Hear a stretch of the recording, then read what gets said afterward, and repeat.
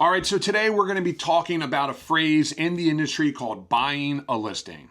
What does it mean? Why are agents using this tactic? And how it can impact you as a seller and ultimately cost you big money and time when it comes to selling your property here in town.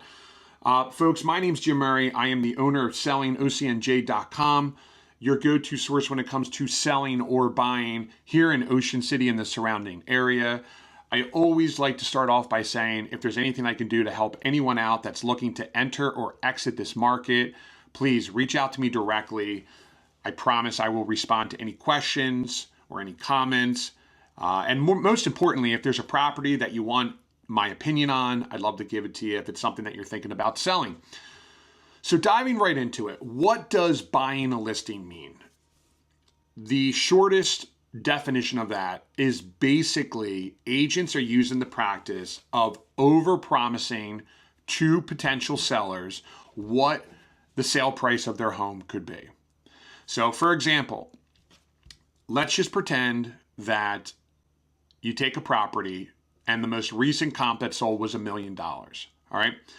You have agents in this town right now that are coming in and saying, well, I know the most recent comp was $1 million, but why don't we put it out there at 1.2? I really believe in your property. I know there's other agents that are telling you that you need to be at $1 million or slightly below $1 million, but the reality is I'm a believer, I'm enthusiastic, and I'm going to get you more money.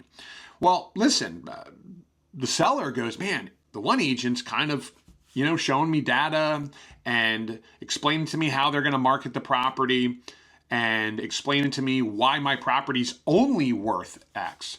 The other agent is explaining to me how much they believe in the property and how they truly believe it's worth more than what the most recent comp says.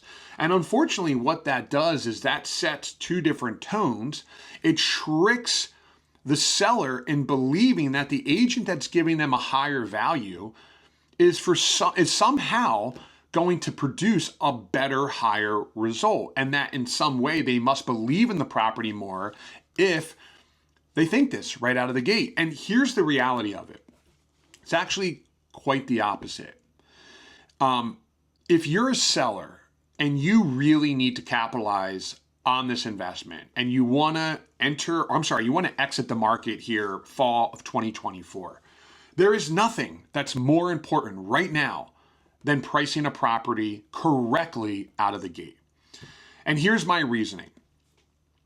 We are up against, let's take a step back. We have about 6 weeks to 8 weeks max. We're up against an election, and then we're going to fall right into the holidays. And historically, those two things have a tendency for buyers and sellers to put their feet in concrete and hit pause.